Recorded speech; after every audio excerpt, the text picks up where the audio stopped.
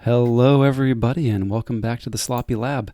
I'm JT Russell, and tonight I am with the Beast from the East, and that's East spelled 3457. Not easy this time, East. Yeah, I think that 7 makes a better T. Quick I draw, of agree. course. 3457. How's it going, Hey quick draw? guys. Great. How are you? Good, good. And it's a full lab this evening. We've also got Bahawk, not Ahawk. Ahawk was busy tonight. We got Bahawk. I told you, man, same joke every time. I know, every time. It's I get a fine. new joke every week. Yeah, You get the same joke. Hey, Yeah. B-Hawk, you found a super cool namesake deck this week. I did. I did find a super cool namesake deck. That was wild. Raider uh, reached out to me and said, "Hey, have you seen this?" And I just put the bid on it, and I just got notified this morning that I won. It's called Beahawk, Mercenary of the Rusty Ruins, and it's a really nice disc package in there with double life ward and triple charrette and Schuler and Drumble and stuff. Logos is good, and it's got Mars with EMP blast. It's interesting. I don't know. I'm just excited. I can't believe it's been here since Coda, and I just haven't seen it yet. So You never did a thank search you, for random B-Hawk eBay on there. listing, and thank you, Raider. Yeah. It was a sneaky one because it was like B period space hawk with the E maybe, right? So it was like Yeah. it was a sleeper one. It was a sleeper, but it was so Mhm. good. It's so good. Yeah. And the deck Yeah. too is like a very U deck. It's a very Yeah. U deck. Yeah. Nice. Cool, cool. Well, also, I got to give a shout out to Zoc for our awesome splash page. Folks who are listening to audio did not get to see the awesome splash page. You're going to have to check out the stream and the recording, but we got a few of those kicking around and also inspired some work in the lab as well on some more of those. And I think we're going to be rolling out a sweet triad tool. I think it's been kind of been poked around a little bit by some folks. Um, with some fancy backgrounds and stuff too. So I'm really excited for those. Big thank you and appreciation to Zoc from DataForge Stream, twitch.tv/DataForge Stream. Check him out for those.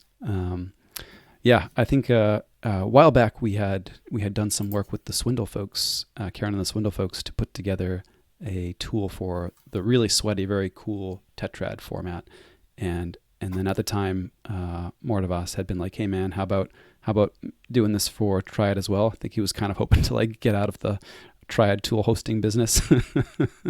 so we'll see. See how that Yeah, takes. it's a tough business, really tough market, I It's think. it's tough, man. Everything comes in threes. It's tough. But yeah. But yeah, fun times. But anyway, we are not talking about Triad this evening, though. A thing that comes in threes is apt, I suppose. Yeah, I don't know. What's our topic du jour? Am I still tinny? I think quick draw. I think this is kind of like it's kind of like Bigfoot. Like he's just blurry. That's the problem. So all the pictures of him, it's not a picture blurry. He's just a blurry guy. I'm just a tinny guy. Is that what you're saying? Well, Uh, so to answer your question, we're going to talk about early, mid, and late game strategies. And this started from a conversation we had with Astron a number of episodes ago. And the topic came up during that show about chess. Now, chess has a very defined early, mid, and late game, different stages. And we started to wonder, like, does Keyforge have a similar cadence? And so I think at first we thought there might be some disagreement. And we talked through it. And I think it's a pretty interesting topic, though. And we're going to try to analyze each of those different phases now. yeah, totally. Um, well, you're both wrote better things in our notes than I did. So I don't know, Behawk, do you want to take the first stab at kind of Yeah, carving out yeah, what sure. early mid? Yeah. So like the early game, well, let's talk about that first. It's to me like you both get your starting hands. It is the start of the game. The tentative foot forward.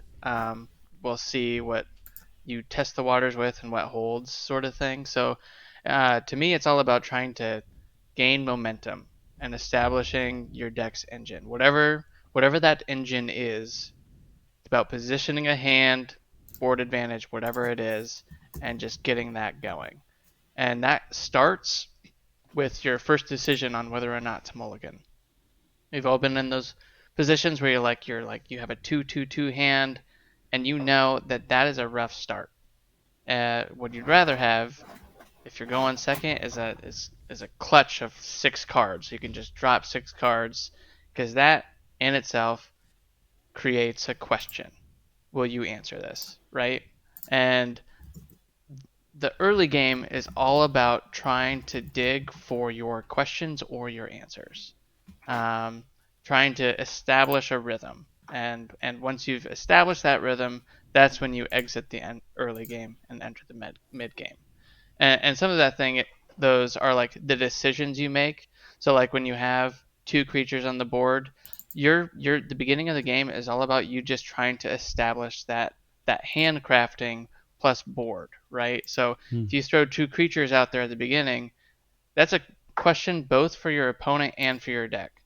If they do nothing with that board and you draw 2 more cards, I'm gonna go that house again, because one, that grinds out that house, and I pre-position my deck to draw more cards of other houses later. And I get the added benefit of actually using the cards I put out there that I, for one, did not expect to use. So that's the incremental advantage. And that's just about getting that engine going. So that's handcrafting and board.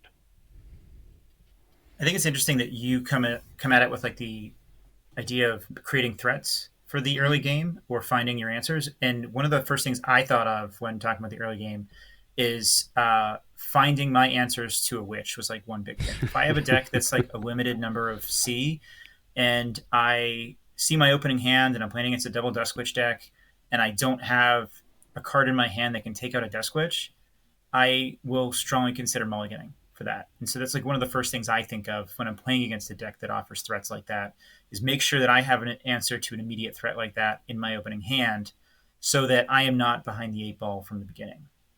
Hmm. This is actually the like how to play against Rector episode. Watch out. Watch out. Yeah, that was. I mean, I liked your kind of thinking there, Behawk. Very engine centric, like thinking of your deck as an engine, which is pretty cool. I don't take issue with it, but it was like kind of a different approach, or at least I don't know, shaped a different way than I had thought about it. So that's pretty cool, and I like it. I guess I tend to think about the early game as being characterized by development as a priority, and I think you could say that's like, yeah, you're setting up your engine, you're establishing threats, but you're not looking to really push advantages necessarily. Like, yeah, okay, you throw out a Dusk Witch, they don't answer it, and now you go to town. Like, that's cool, but more often than not, at least with a lot of decks that I tend to play that have a very defined early game, going to prioritize moving cards, like putting together pieces of key combos or what have you that are going to be crucial to having like a well formed and successful mid game, right? So really prioritizing development. Even the expense of like not reaping with my board of 3 dudes, because that's really not going to be how I win. So if my deck is trying to do something other than that, and to flourish in like the mid or even like push over the line in the end game, then I might be digging, or I might be archiving, or what have you, to kind of try and I guess, yeah, get that engine online, or find the crucial pieces that I can look at and say, yeah, I'm like fully developed, I'm ready to actually like to throw some punches, you know. Yeah, that's a really good point. For both of you to center it on the opposing deck. So Mm. I focus it on what your deck's trying to do, because I tend to play decks that have a multitude of tools that tend to handle most any matchup. But for some matchups, you have to know, okay, here's my targeted C for that witch. Here's this that will handle TMTP. I need to make sure I get these cards. And if you have a board of 3 with 3 cards of one house and 3 cards of another in your hand, just using your board, yeah, it's using your board, and they have to answer it, but also they could answer it and swing it, and then you're clutching cards that don't assist you in Mm-hmm. finishing this game. So, but some games do not even really get going. It's just like, oh, you dropped a hand of six and I couldn't find a board wipe or handle dealing with your big Brobnar dudes, and you just won off of your opening hand. That's wild, but Yeah, it It, happens. it happens with Hallowfest, doesn't it? Yeah, it for happens. sure. Well, it's a great point. There are definitely cases where you get to cheat a little bit and skip some of that early game development in like the usual way where you got to work for it. I mean, yeah, I mean, I'll play Brick Blade, get a hand of 5 Starlines dudes, and I'm just like, well, I guess I didn't have to work for this board. It's just happening. I mean, it's Yeah. kind of like if you imagine playing chess and you're like, okay, you are in the starting position, but I'm just gonna put my knights somewhere in the middle files or the ranks, and the bishops are already kind of out and developed. It's like, okay, great, Yeah. yeah, Yeah, with chess, it's kind of like, let me move 4 pieces before you do. mm-hmm. Okay, now I'm ready. I'm ready. Yeah. No, So I it's can. definitely different. Like Yeah. we borrowed those terms from chess, but yeah, it's clearly different game. Um, I think it's no coincidence that we started talking about this with Astron on empathy, because I think what your opponent is doing or trying to do is a huge impact on how your early game is going to go as well. Like I talked about having an answer for a witch right away is like one of the first things I think of, but also you're using the early game to assess which deck is going to be better, which one's going to go out to an early lead, who's the beatdown essentially, and you're kind of feeling that out in the early game, and it could be different game to game. Like they may not have the right draw to be the beatdown that game, and you might have that. And I think using that early point in the game to try to recognize that is a very important part of this, and trying to figure out not just like what you're planning to do, but having that empathy of what is my opponent trying to do and are they close to achieving that, so you have a better understanding of like, can I afford? So one example, I played a game yesterday, a Kagi game with Guadalupe, one of my favorite decks, and it is not a deck that ever has like a main house type of game outside of Untamed. Like I don't ever just sit there and reap with Star Alliance or Logos. They're just too small of creatures. There's too few of creatures. But I was in a game last night against a deck that had no board wipe, and it had a pretty high number of creatures, and its only amber control was an effervescent principle that it had used early. And so signaling that was gone gave me a lot more comfort of being able to just push to check and have it. And so what I actually ended up doing is like 4 of the first 5 turns of the game, I just kept calling Star Alliance. I wasn't playing cards. I was just controlling their board and gaining a few amber at a time. Like I had some stun out there, I had some fight, I had some heal, and it could just do it repeatedly because I was holding an infighting in my hand. And this is a deck that does not have very much C at all. And so I was kind of baiting them to take a turn where they made a big enough board to threaten me, to say like, I'm about to go to the mid game here with 6 creatures across the board in a single house. What are you going to do about it? And I was holding on to my infighting for that. So I was using this early game not to dig, but really just to kind of build an incremental advantage to the point where I'm making them take less valued turns because half the board was stunned, or maybe they just take an entire turn playing creatures that I'm about to destroy. Hmm. Yeah, that's a good point. Because mid game is, to me, maybe we're getting to that point where you have some sort of questions or answers in your hand that you are utilizing. And the mid game can happen for you first, where you just have this board that you can just use and you can carry that through until the end of the game, but maybe not the end game, right? Mm-hmm. So if he doesn't do anything, you've used your early board to just win. And maybe by having that question, you've lured yourself because you have an answer already. You don't need to dig for it. So you have an answer already. You have your engine on your board to make amber. You're basically in a mid game of sorts, Mm-hmm. Yeah, right? and this is we had some interesting conversations about this.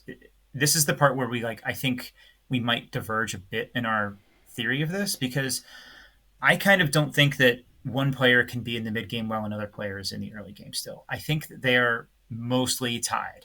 It's not clear on what stage of the game you're in all the time.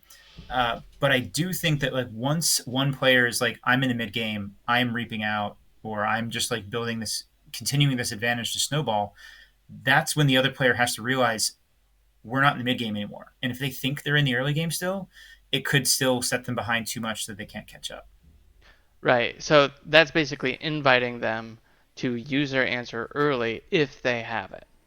There's been several times where, to me, the mid game is where your engine feels like it's going. You have a mix of hand and board crafting that invites tension points. This allows players to tip in the scale in either direction, and it's typically where like bigger plays can happen.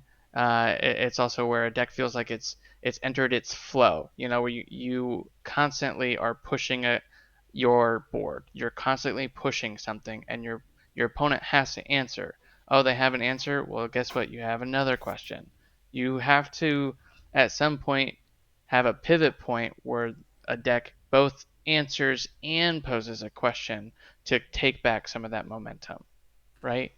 And I think in your case with your deck and how Starlines can just keep going, um, it's you've had an answer and you're posing a question, and them having to dig for that gateway. Maybe it never happened. Their engine didn't ever get going, so they were stuck in the early game. They weren't able to develop. So I think even though, yeah, in one way the game has to have a mid game for some player, I just don't think that a player sometimes just doesn't have the tools or the resources that they're getting to put themselves in the fight. And that happens in a lot of Keyforge games. That's when you see like, oh, this guy just has 2 keys, 8 amber. I don't even have a single key. I have a couple of amber. It just felt like every time I had something, they had something better. And that's a case where like some deck just got going with their engine so quickly and so efficiently, and they could just pick apart the opposing deck to the point where the engine was dismantled, right? It's a good point. I'm gonna restart the recording just because it died on the it died on the Zencaster side, and then Oh we'll no. and then we'll kick back into it. Don't worry. I'll pick this one up and stitch it all together. All right. Brief interlude while we restart the recording. Peeps, sorry. Okay. And Yeah, I saw the one stock thing pop up. and quick draw. I think we lost your audio too. You're seeing the sloppy lab in action here, folks. Not a spite mute. Not a spite mute for quick draw. But we'll get that plugged back in and then re-kick off the Zencaster recording. So is there a different? This is interesting. I'm gonna dance while we figure this one out. So actually a piece of tin. Yeah. So we're using Zencaster for the audio recordings, and it turns out, and I love Zencaster. It's great. It is very fragile but pokey, particular about changes to your audio configuration. So if somebody like plugs in a new mic or unplugs another mic, it can be like, hold up, peeps, like stop everything. We gotta figure out what's going on here, and it'll kill your recording, and you gotta start it back up. So I don't know. QuickDraw may have nudged an audio connection. Oh no! QuickDraw's saying can't rejoin. Okay, might have to hang up this call. I see him. You in? It says you're in QuickDraw. No? I see him, but I don't hear him. Mm-mm. I don't see the little wavy forms either. Okay, we may have to restart the call. No worries, peeps. We're all complete amateurs. I was gonna say professionals, but like that's a lie. Gonna restart the call, and we will resume in a second.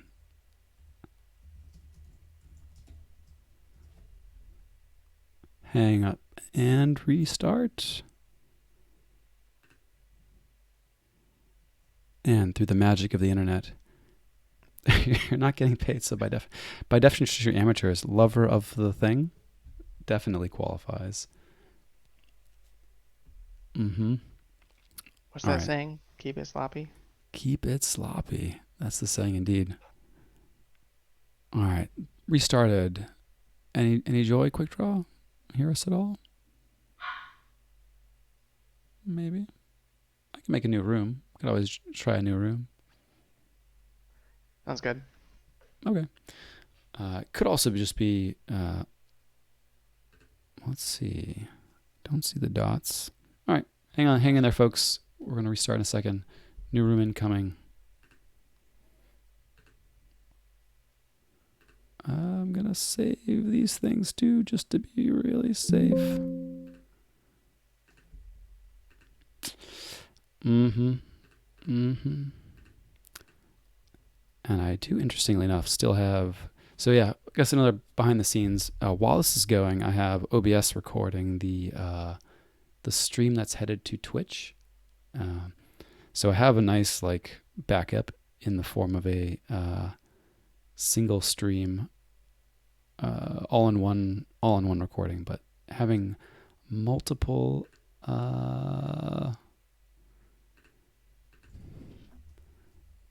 tracks, a track for each participant, is kind of the way to go. It just makes it a whole lot easier to edit afterwards. Otherwise you're really limited. I guess there are some tools though. I was talking to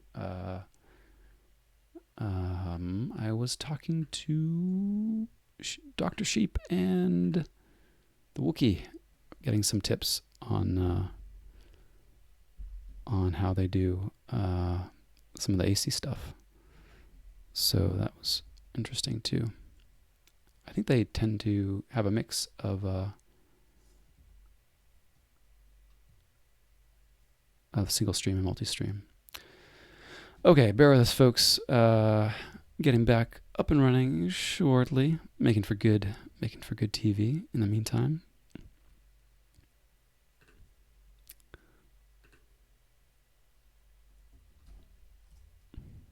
Sending the peeps the new room. Should be hopping in shortly. Way too serious. Hello, the Bahak. Got the Bahak? I'm here. Excellent. We'll see if Quick Draw has any joy. I think I'm here. Hey! I can hear you. Sounding good. How about that? Murph, am I still tiny? Still running. Oh, so small. Believe it. Why are you so small? I'm going to blame Zencaster for all that. It's- I'm not taking any responsibility for that. It's an awful platform. I don't know why we're using it. It's not even free anymore. We're on the paid plan. Should this be happening? Come on. Oh, no, guys. Wait. You start paying for it and then it breaks? I know. That is like not cool. Okay, so I sound way better apparently, so I no longer have to scream. I dig it. You do sound good. Sound good? Yeah. You sound good. That's great. Sounds like Doc. Oh, sloppy is the way of life. Interesting. So we were just talking about I don't even know. I was going to make a joke. I don't even know what to joke about anymore. I have no idea what We were talking about the mid game. Oh, we already got to the mid game. You were in the mid game before I was out of the early game, though. Yeah, so that happens in Keyforge though, does it not? I don't. Oh man. You said that it doesn't. I mean, I think feel like it only does. happens in Zencaster. Okay. Yeah. Oh, so yeah. It was like question was like if folks can be in different stages, or if everybody kind of progresses through the game together, right? And so I think you can be in different stages of development. Each person can be in different stages of development. I don't know, maybe we're mincing words on definitions, but I'd say the game itself is probably has shared early, mid, late game phases. Like I can finish my development before you can. And in chess, you see this as like, okay, I've got all my minor pieces out past their starting squares. I've castled, I've got my, maybe I centralized my rooks or something, these sorts of things characterize like typical development. And maybe, and this is why, not to like go too off the rails, but people will say like, oh, don't bring your queen out early. It's not because, hey, I'm going to forget and you're going to take my queen. It's because now I have a piece to attack while developing and you're not going to develop, so I get 10 turns down the road and all my minor pieces on the board, right? In a Keyforge parlance, maybe I've got, you know, 4 creatures of each house, and you're still not off the starting blocks. This is kind of the corollary, I guess, the parallel. Um, but I think that one player can finish their development sooner than the other player, and maybe that's shifting the game into like a middle game setting for both. I don't know, because I think once you're forcing your opponent to interact with you differently than they would in the early game, that kind of signifies a new, I don't know, a new phase of the game, like a new phase of the game. Is that fair? Yeah, I kind of see it as like when a question has finally been posed and you feel like, okay, I have to answer this, or you get to answer this. It's like, okay, I have the cards to Yes, relieve that's a great way to put it. this tension point. Like, whether it's by force or by choice, like I feel like that is where you're in the tension battle between the two decks, and that's where like the mid game is flourishing. You're getting to your tools when you need them, or you're just you're discovering what your deck can do. And I think that's where what it's like in chess as well, is like you've established your early game, you've developed your pieces. Now let's see what you can figure out against what they can figure out. And I a think lot it's of decks have this nice interactive stage, I guess, and I would call that the mid game. yeah. Mm. I think it's fuzzy though because one player might feel like they're in the middle game, like they're done with their development. But like you were saying, JT, like the other person might not be done with their development yet. That doesn't mean that they're in different stages of the game. And you know what you had said, Hawk, about like, are you choosing to have an answer to that, or do you happen to have an answer to that? Like maybe part of your development is just like, okay, I'm just gonna like wipe the board with the standardized and continue to archive cards and just set up my pieces for later. That's kind of a natural flow that could still be an early game development step. But if I am instead going out of my way to play an unlock gateway when I don't want to, that's when I think they're in the middle game and they don't realize it yet. Whereas in the other Yeah. situation, if you're naturally playing a standardized to clear the board and you're still archiving your pieces, the other person might have thought they were in the middle game, but they weren't yet.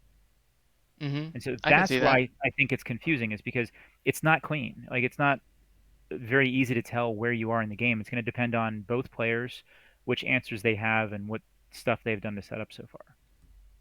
Yeah, I think it would be an interesting thought exercise to try and verbalize what stage of the game you think you're in when you're playing Keyforge. Yeah, and we can do that later when we play a game. Oh, that'd be Hmm. interesting. That would be fun. That would be interesting indeed. Yeah, and I mean it's gonna, yeah, it's really really interesting to have like the split between like when I feel like I'm forced to respond to threats versus I've established myself enough that I have like natural ways to do it without kind of breaking stride. Um, I like that too. Yeah. Hmm. I Fudgenator think asks, sorry, sorry, he go asked a on. good question here. Fudgenator says, does the mid game only happen when both players feel pressured? I think a deck can be in its flow and its engine and not feel necessarily pressured because it just feels like I'm just getting my answers. I don't feel pressured. The pressure comes when it's like, oh, they're getting the momentum. When you are losing momentum, losing the amber differential, like not getting to the stage of the game where you thought you would be, I feel like that's when the pressure comes. But a Yeah. lot of decks, when they're in their mid game, when they're in their engine, their deck's in their flow, you're matching your deck's energy, that's a good game. That's a good feeling. And Hmm. it's not necessarily one of pressure. Yeah, if I was gonna, I don't know, try to characterize it succinctly and almost certainly very wrong in a lot of cases, then I'd say that, yeah, early games feel to me like a building phase. I'm building for advantage, and then the mid game is more of a pushing for advantage. And if I'm spending all of my time worrying about your threats and less about pushing my own advantage, then it's probably yeah, I'm probably behind in the development. And I guess, yeah, this is again where we get to reference Rector. I mean, this is a deck where you throw out threats in an effort to stunt your opponent's early development, right? They spend an awful lot of time dealing with witches and hopefully not advancing their own game plan. And by the time you're at a point where you're like, uh, where you've established yourself and are now ready to push your advantage. They're still looking to kind of get off the starting blocks, right? Yeah. Yeah, I totally. actually I like thinking of it in terms of pressure. Like I do think that's one way to put it. I don't think it's both players, but I think what we're talking about with all these threats is pressure. And I think for me, the mid game starts when one player's feeling that pressure. And I think another way to phrase that is establishing who the beatdown is. Is once you can figure out, like, okay, they're the beatdown this game, I'm going to need to pivot my game plan to prevent them from winning. That's when I think you enter the mid Yeah, game, is totally. when you have that established, saying like, okay, like the I've kind of lost the early game and I need to pivot and I need to find different answers than I hoped that I needed to find. I think when that the game shifts to that, like I think you said pivot point earlier, Behawk, like pivot point, feeling pressure, figuring out who the beatdown is, all of those kind of things signal like a shift in the game and how you're going to play, and that to me is when you enter the mid game. Yeah, totally. I like that analogy as well. Um, One of the things as well with the mid game is a sign of what you're doing with your cards. So in a lot of ways, you will, like, as you're developing, you are discarding cards if they don't fit, or you'll just play them willy nilly. Yeah, I'm discarding Effervescent Principle turn one. Of course I am, even though it's a really good card to have later. I'm banking on my development process of me getting to an engine where I will eventually see that card again, right? Um, and the mid game is where, like, okay, I not only am not necessarily holding cards, but I'm getting the cards when I need them. I'm calling houses efficiently to make sure that I'm utilizing every card, and maybe I'll hold a card or two, but I think holding cards is more a sign that you're entering an end game. And but it is sometimes an indicator of the matchup, right? So having empathy with the opponent and what its deck is trying to do, yeah, sometimes, yeah, I'll hold that extra generous offer. Maybe I'll hold that mass buyout because right now is not the time yet. They haven't dropped Sanctum yet. Like, so board wipes are key, and also with tokenizing with Woe, I'm talking about that specifically. Um, there's this weird thing with efficiency that you brought up, and consistency in the previous episode. And I think that's important. But like when I think about one of my decks mid games, it feels really comfortable making sure that when a deck feels like it's in the mid game, it suddenly goes back to feeling like it's in the early game. Like I'm disrupting its pieces, I'm taking apart things, I'm making it feel like, oh, I have to scramble, and not only do I have to scramble, but I'm not able to scramble. Those are the things where like a deck can go back and forth between phases. It can feel like it's in one, then suddenly I'm like, I'm back to square one. I have no board. My hand was just discarded from punctuated equilibrium. I don't know. I have a 2-2-2. It feels like I just am starting the game over again. Hmm. So like I feel like those things can happen, and it's just, I don't know, interesting to see that KeyForge has that. But one of the things I really want to touch on is like, what does knowing about the early, mid, and end game mean, and how can you use that knowledge to help you in a game of KeyForge, right? And that's a question I'll pose to you guys. What do you think this could help? JT looks like he's ready to answer this question. Hey, I put this question in our notes, hoping that you all would answer it too. It's a hard question to answer. Like, what do we use this information for? Like, we could just be talking about this. Maybe it's just theory, but it's difficult to say. It's like a really hard question to answer. Well, I'm going to answer partially by also leaning on a question from the chat. So the question from Murph was, how does it work for stuff like combo or control decks, right? Are you in the early game pretty much the whole time until you win? And I'm immediately thinking of actually the deck that I played at the Vault Tour, T-Zager Lighthouse Dock. This is a deck which I would say wants to draw out the early game as long as possible. It has some setup that it would really like to achieve with minimal interaction with the opponent, right? I'm like, hey, I'd really like to get this animator out. I'd really like to get this transporter platform out. I'd really like to find Ultra Gravitron. And then once that happens, I'm like, let's go to the end game. Like I'm done setting up. Like, let's move to the end game. And I kind of like characterize that. I kind of draw an analogy again to apologize for all the chess analogies, but I'm kind of like, now we're just going to trade all our pieces, like every opportunity. Like, okay, I'm up 2 pawns. Like, let's just trade all the pieces, and we're going to play king and pawn end game, and like, let's go, you know.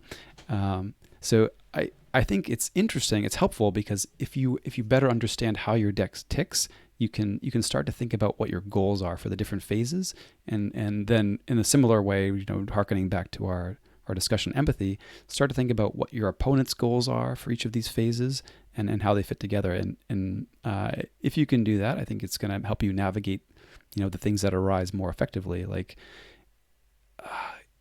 if Yeah, I'm, yeah. I would classify T Zager not as an end game deck, but as a super sustained mid game. Like, Mm, because to me its engine is going. Its engine is going, and it can go all day. Doesn't matter what you feel like you have. If I'm in my engine right now, I'm in my flow, it's not leaving. Like the I train is actually here. I think of Zyger as an end game deck too, though. Like, because to Yeah. me, it wants to reach a certain state, and we're jumping ahead a little bit to the end game discussion, so we can come back to that. But to me, this is a deck that reaches a point that of no return, where it has the inevitability, where Yeah. it knows that it's going to win at a certain point, which to me is like a big factor, a big attribute of the end game. So um, we'll come back to that. I don't want to skip to the end game because I do think that the mid game has like a lot more nuance here, and I also want to acknowledge another question from DataForge Stream. Um, where was it? Uh, he said, well, it wasn't a question. I guess it was more saying that this is deck dependent. Like every deck is going to be different in how they approach each of these phases.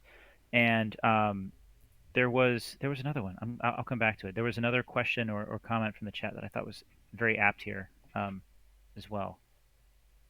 No, I think that's a good point though that Zoc made about decks being dependent, like what stage they want to get to, what stage they feel like this is how I close out the game. Like you think about like Coda Rush, it's kind of like I just rush out. Like I don't really have an end game. I have gas, gas, gas, and hopefully I just get my gas early, and it's to the point where you don't even get any answers, and then it doesn't have an end game because it runs out of gas, Yeah, right? yeah. The mhm. the gas thing is a big question too. There's definitely a lot of decks that feel like they are going to be the beatdown, and then they just run out of gas, and they can't close the end game. Mm-hmm. Um, you would ask Behawk, like, what value does all this have? And I still go back to the empathy discussion because if I can try to figure out what my opponent's trying to do, and if I can recognize that they are actually trying to move to the mid game, then I feel like that does have value for me. Like, say they call a house and they just drop 3 creatures. If I can project a reason why they would not go back into that house, but instead try to handcraft a bit more, then I might still try. I might surmise that they're still trying to play their early game. But if they could just call that house again and reap for 3 and play a card and gain major advantage, I think that's when you have to recognize that they're not playing as the early game anymore, and kind of understanding that distinction of like what they're trying to do. I think is a potential big value from like recognizing this and thinking about this. Yeah, totally. But you can also get in your head about it too, because like they could just be dropping their board house after house, not really going back to a house because they're a newer player and they like to play cards and Mhm. build board and like look how big my board is. Like I have a ton of creatures. Like and you run into that a lot. But I do agree that there's something when you're against an experienced player. It's like why did they basically just go off? Like why didn't they answer this when they clearly could have? Hmm. Oh, maybe like why did they abyssal sight and leave my mass buyout? Huh, that's weird. Like that's an interesting question that they just posed, and it behooves you to analyze it a little bit more. Like look back at their options. What are they really playing for? Like I have a WoW deck that loves to play Talent Scout and then the next turn play Adult Swim to get it I love back. that deck. That's Yeah, such a cool combo. yeah. But there's all sorts of things in the mid game specifically that's just distinct for each deck. and um, I think is really cool to explore. To me, it's almost like finding a motive in acting. Like you're finding what brings a some power to a scene. What is your character's motivation? Why are they trying to do something? And what tools do they have at their disposal? What lines, what words, what can they do to impact the other player? Um, and in a lot of ways, some players think of Keyforge sometimes as like two deck solitaring, and then like knowing, okay, well, I do have to interact at some points, but mostly my deck wants to do this, right? And your empathy episode is very good to draw on, I think, because Keyforge is a game between two decks, two players, and the matchup of that is really interesting that um, decks can feel like they're not really able to get something going when the opponent feels like they're not really doing anything, but I can't stop them from reaping three with just three creatures a turn. And sometimes there's like that bluffing aspect as well that you could play in with Keyforge. You're not just playing an opposing deck, you're playing a player. And I think all of it is kind of water under a bridge that informs you, um, and you can use that for sure. Yeah.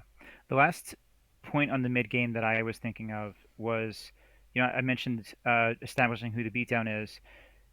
Recognizing if you have the advantage or not is going to change how you play in the mid game. And I think if you don't feel that you have that advantage during the mid game, you're going to be taking more risks. You're going to try to lay some traps, like you were saying, like kind of doing a little bit of bluffing. Like if you're signaling that you have a TMTP, maybe like you don't, but maybe that's just your way of laying a trap so that they don't rush too high. Yeah, And doing that kind of thing, be a little shifty to try to swing a little bit of advantage back to you until you can get your feet under you again. right. Yeah, that's fair. So where does the end game start then? I think the end game starts when one player runs out of gas, starts to peter out. Like the other player, they still have their flow. They're creating answers, and it's like the two key situation. Can I just get to 6 amber? Are you out of amber control? Are you out of creature control? Like they're posing questions, and you just don't have the answer. And I think I like to describe that as gas, like because that's when you're running on E. You're coming up, and you're just pulling stuff out of your butt. You just don't know what your deck's going to give you, and you hope it's something. Just that one card that will make the difference, but you are so stretching for it. I think that's when you're in the end game. So I feel like it's really interesting the approach and the perspective that you're taking on this part, because in the early game you talked about how you want to establish the threats and build those threats, and then the end game you're saying, well, when one player runs out of gas, that's like the negative aspect of looking at it. Whereas for me, the end game, I look at it as when one person is getting closer to that point of no return, like that inevitability. It's before that point, because once you're there, the game's over. It's just the definition of inevitability. Like once you have that established, you know, it's inevitable. Yeah, So as long as you we need, don't go to time, right? as long as you don't go to time. Pro tip. Oh, yeah. One of us knows from experience on that one in very recent memory. Sorry. Too soon, JT, or you all right? Ask me at the end of the episode, or if we don't run out of time first, Yeah. Yeah. Um, but I like to look at it from not the perspective of someone's running out of gas, but someone still has gas, to put it another way. So like hmm I don't know, it's just kind of interesting that we look at the same thing from like a glass half full, glass half empty kind of perspective. Yeah, and I think really if you are establishing threats early, that means that you're not getting those threats later. Hmm. And I mulligan aggressively because I like to start hot. And maybe that's an indication of how I play Keyforge, that constantly I don't lose because of some big play. I lose because I run out of gas, is how I feel. at the end of these games a lot of the times.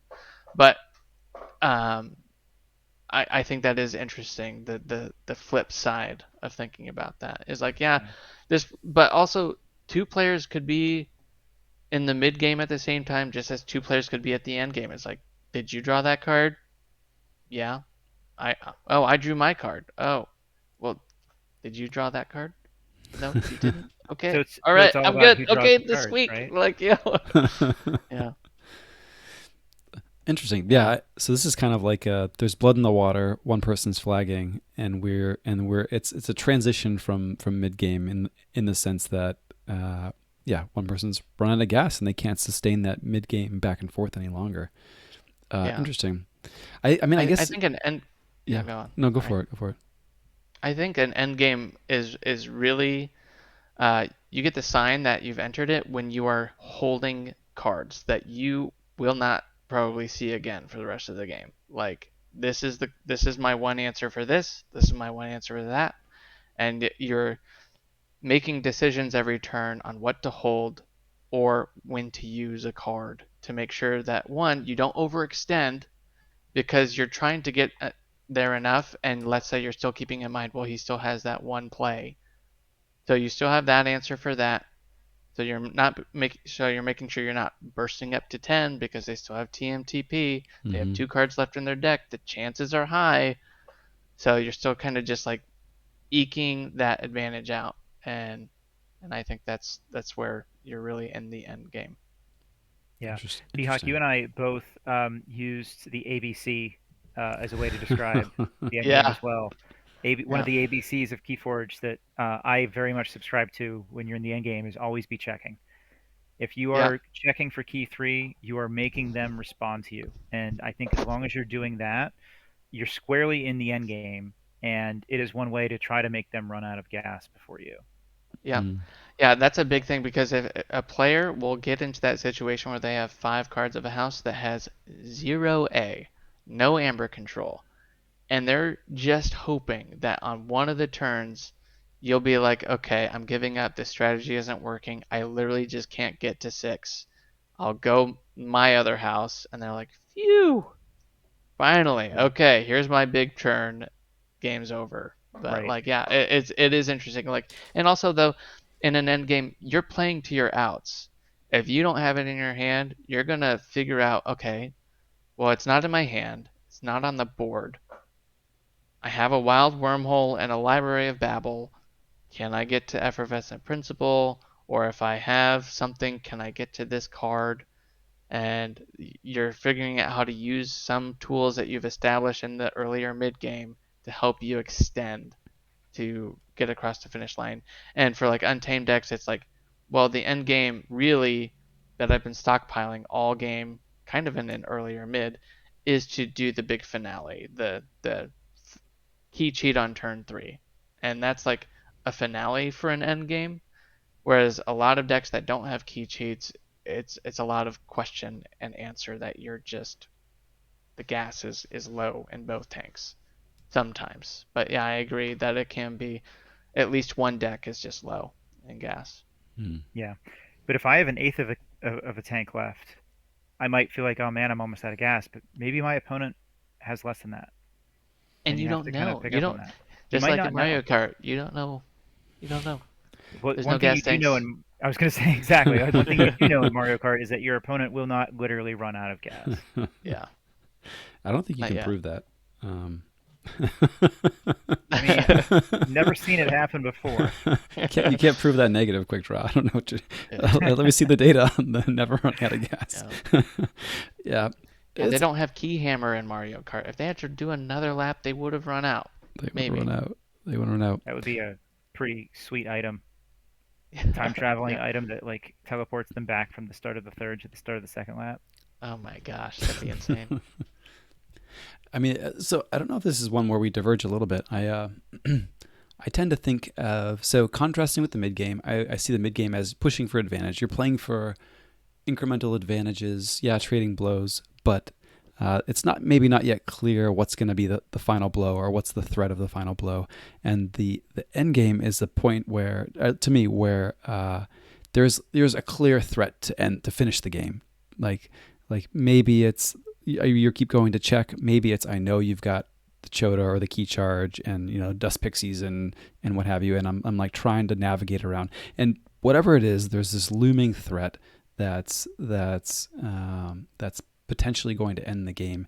And now both of our play, my play, your play is kind of centered entirely around these looming threats, whether it's like I'm frantically trying to dig for answers with the babble and the wormhole, or it's like I'm killing off your Gloriana's attendant because I just can't let you like get to 6, play key frog, and then let the Fangtooth Cavern gobble it up. But whatever it is, I'm like my decision making has drastically shifted to accommodate the threat to like actually end the game.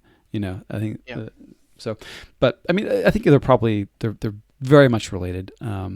I guess you could define that as a point in the game where now we're approaching the finish line, and I'm constantly testing like this is the end. Like, do you still have gas in the tank or not? So it's kind of continually posting that question. But what's interesting to me is how the decision making shifts. So early game, maybe I'm less worried about interacting, right? I'm more worried about building, establishing my own engine, like generating my own threats. Mid game, very interactive, trading blows. We're playing for incremental advantages, going back and forth.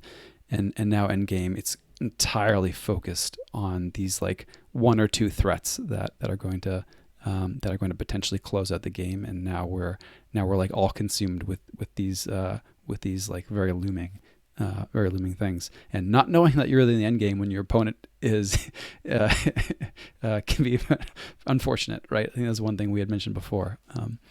But yeah, interesting to me how the decision making and the tension points can really shift from early, middle, and I like this one in the end game too. Yeah. Totally, I agree. Yeah, I'm pretty close to you on that too. I think it's not always clear like when it starts and ends, just like the early to mid. But I do agree that the way you describe it, of you know those threats to end the game, is kind of where I would be looking at it as well for defining it. Um, so the other thing I wanted to mention is that like I was talking about that game earlier when I kind of just kept calling the same house Star Alliance, and I had never done that before, and it just kind of made me realize that you're gonna have like the same phases with a single deck that could look very different game to game. And so not every deck is going to have every early game playing Logos and archiving. It might have a totally different look. It might be Untamed and Reaping, or it might be, you know, Dis and you're just yerking a bunch of cards. It could be different every game. You don't know that. And I don't, it, I think just for players to be flexible about where they are in the like what their deck's trying to do. They don't always go into it thinking if I don't find my logos early, I'm going to lose. Like there are potentially other ways that you can set up your mid game before you get there, and it's not always going to be cut and dried. I think. Yeah, yeah, totally. I think back to some games where I've seen some people try and use a library access, and they've used it way too early for it to do anything. And that's like a criticism I've had of like when someone's like, okay, it's turn 2. I have a handful of logos with library access. I'm just gonna go. Wow, I didn't draw any logos cards. And it's like, well, you didn't spend any time developing to impact that library access turn. Like Yeah. sometimes you just gotta go logos and not play library access because you're not gonna draw anything. And that library access can be so impactful later, and it's worth 5 or 6 turns holding it. Because when you do library access, time traveler, wild wormhole, that's insane. Yeah. So I think I've probably seen you discard library access more than any other player, B-Hawk. that's fair. That's fair. I Yeah, I I've don't know done if I've that ever found a situation to discard it, but I've thought about it because, like you're saying, like if it's early in the game like that, you're not going to get value. Like the math is not there unless you get very lucky, and you yeah. have to set those pieces up first, and that card could have way more value for you later since it's one of those it's play and purge. So, um, I have considered discarding it before. I don't know if I've gotten to the point. It's Of usually too actually compelling. discarding. Yeah. Yeah, yeah. It's usually more compelling to just hold it for an extra couple turns, For sure. if Yeah. you don't have the ability to archive it. Yeah. I've definitely I can see seen that. Aurora do it a bunch as well, discarding library access early on, and especially if you're playing a library access combo deck, like burning that library Yeah, access early is definitely not being is very possibly not being long sighted enough, and understanding how important it is to your end game, right, or yeah, to your middle game prospects. Yeah. yeah. I have a deck that maybe you've seen me play. It's called Quill Caller. It's got library access, time traveler, and it's got Brobnar and Untamed, and it's also got double Howling Pit. And I just know if I don't pull off my library access turn, even if I win, it just feels like a dead of a game. Like if I don't get the full like library access into time traveler, into bouncing death quirk, into help from future self, like it just feels like that is like so cool. I fill my hand up. Here's 14 cards, seven Brobnar, seven Untamed, and I've got Burn the Stockpile in one, and I've got Full Moon, Hunting Witch, Dust Pixie in the other. And I'm like, this is great. Like so that deck is one of those where I'm like, this is one I love to craft for because my end game just looks so good after I pull that combo off. That's the big play. Similarly with like disruption decks, like control the weak decks. So I have another one that's got a fair game, 3 copies of control the weak with tendrils of pain, and that's its only board control. Like it has like in terms of like a pseudo wipe. There's like a Lost in the Woods or two and Untamed, but out of dis, it's just tendrils. And when you use control of the week, you need to craft your deck and their board state in a way where those controller weeks get the most value, and that's after you board wipe. So that is typically for me after I let them forge their first key. I have Dexter on the board. I board wipe. It's 4 damage, but that's usually enough to kill most everything. Dexter goes on top. I have a full hand of dis. I play a fair game first just because I'm discarding Dexter, which has I have no logos. So that's like and now I'm into like I've established something and now I can control the week 3 turns in a row and I Yeah. have all my discards like and I've somehow manipulated it in a way where you have gone off a turn and you've tried to use your board and now you're stuck in that house with no cards in hand. Like those control decks, they excel out of utilizing the development really strongly. Like you have to lean into developing. You can't like if you have a starting hand of 3 control the weeks, like mulligan. Like please, just Hmm. mulligan. Yeah. I've definitely been there where I have multiples of something like that, or if I get dealt with like a TMTP and I know that I need that kind of scaling error control, and I don't want to hold that all game, I will throw those back a lot too. Kind of a similar reason, like you want these pieces when they're going to matter more, when you have more Hmm. information or when you're like in the right situation for them. So the early game decision to mulligan is not always about like, do I have the answer I want right now? But sometimes it's about, I have an answer I want later. Yeah. Yeah, and sometimes you look at your hand, you're like, this is nothing. There is nothing here. Stop for a second and consider maybe that's a good thing because you weren't going to use these cards anyway. Hmm. Yeah, if you have just like, you know, an action that'll do nothing and then two creatures that you can play, maybe that's not so bad if you're going second, to clear out half your hand and try to draw those answers you need Yeah. after that. Yeah, and with all the creatures that give bonus pips in this set, but otherwise are pretty vanilla, those are excellent cards in your starting hand because one, you won't see them later. Like there's two mentalities. There's like setting up yourself for success from the beginning, so you're mulliganing for really strong cards at the start, but then also try and figure out does your deck actually like that? Maybe between decks it's different, and maybe sometimes having kind of a quote unquote dud starting hand, as long as you're getting rid of cards, you're starting to establish your deck's engine. It's and not until turn 3 or even 4 sometimes where it feels like your deck is actually going. And oh, by the way, now the rest of your deck is pretty gas because you've gone through the chaff, right? Yep, So definitely. Hmm. Hmm. I don't No. know if I'm 100% right on that one, but No, I like the that's I how I'm like the feeling. theory in that too for sure. Like I played VC at the Vault Tour in Philadelphia, and it definitely has some cards in there that like I'm not excited to see them, but I know also that if I get them early, it kind of really sets me up for later in the game to like the Untamed in that deck, for example. The Untamed is it has some really good pieces in it. It's got two Nature's Call, two Unnatural Selection, but I often don't care if I play the creatures. Sometimes I even discard them depending on the situation in the game.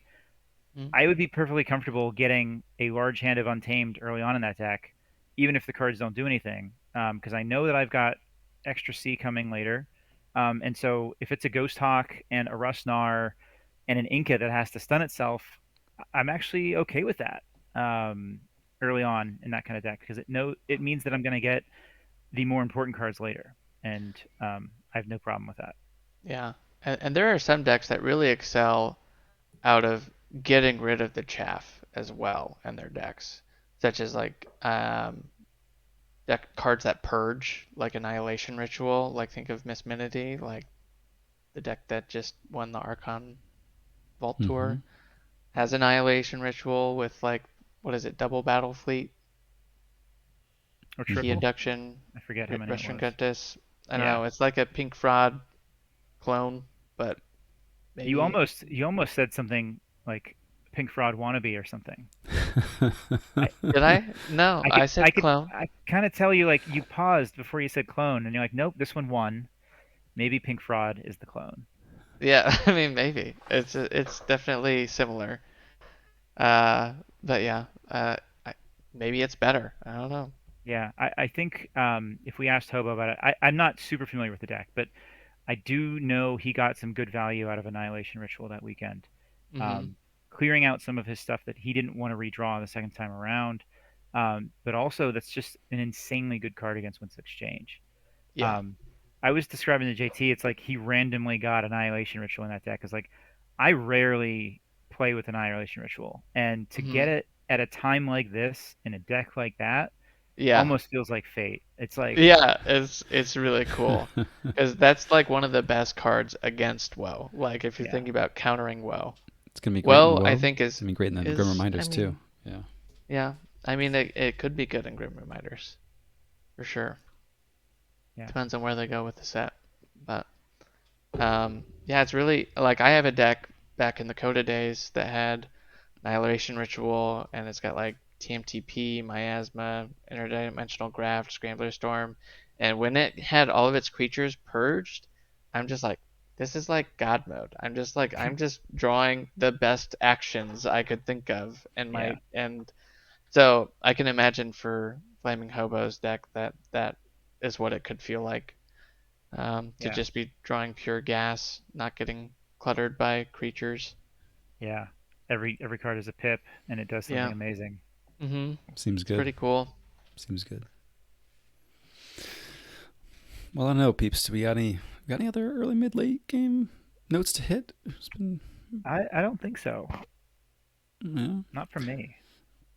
There was a good question in the chat about some of the phases for some of these decks in particular. I did have a note to see if we had any of our own favorite decks that had really pronounced early, mid, late games to them. We could maybe save that for some banter in the game later on too. Might be fun. But You actually had a question. One more thing. yeah. Has this early mid late game shifted over the course of like the history of this game? Like, is it different in Winds of Exchange than it was in Call of the Archons? Hmm. I think it's definitely changed a little bit. Um, I think with Coda, it was very straightforward. It's like develop was just playing some of these cards. I have a big play, sometimes a few big plays, like with TMTP and whatnot. Um, and just setting that up TMTP into Miasma, into Interdimensional Graft, or whatever. I have a Coda deck that's got like Double Arise Hecatomb, so it loved to like craft that combo with lab works to make sure like near the end of the game when I'm getting more and more discards in my discard, I can just burst. That is my big play. But I think as the decks have evolved, it's almost like we've created a sort of um, runaway board state thing that couldn't have been seen really. I mean, AOA kind of, but there was so much creature control in Coda that it's just like, okay, here's AOA. Yes, there's still great AOA decks, but it felt like, okay, well, Coda still reigns supreme, and a lot of them had enough board control to render AOA irrelevant. Worlds Collide comes in. It's got both a meta change with Infernus and Odoak and just kind of disrupting that Coda Rush Steel combo that was so potent. But also it created runaway board states. That's really where that term originated, was with that set, because it could push creatures every time. That was in a way its engine. It okay, you dealt with it. Yes, I realize they're creatures. I will have to reap with them, but you only have so much C. And if you're expending all of your resources on dealing with the board, that means that, like you said, you're not developing. You're not pushing your own developing. You're having to answer until you're out of gas. So Worlds Collide really helped with that. Mass Mutation had different tools, different things that having the bonus icons and enhancements interplay also helped disrupt some of the more potent control decks from Coda as well, because suddenly a damage pip was on almost everything. Like, okay, here's damage pips. Oh, also let's interrupt the predictability of, oh, I can no longer identify a house where you have no A because some random card on your deck list has a capture pip. So like A got disrupted, C got disrupted with mass mutations. So I feel like in some ways that's a good thing. That's a great thing that the answers that decks are having to evolve with the meta, and so the games feel kind of different, but they still reach like a good tempo point where like a deck has call and response going on, and I think you really see that with Woe as well. Because Woe, what it's doing is it's just playing its game of Keyforge, and it brings disruptive tools that we haven't seen before, such as Talent Scout, such as Abyssal Sight, where you can see their hand and make sure a card isn't played. It also has a board that just randomly appears. Like you didn't even call that house to build that board, and now Yeah. it's ready for you next turn. Yeah. So it's kind of like this weird stage of revolving board control, and the game has gotten so much board centric over the years.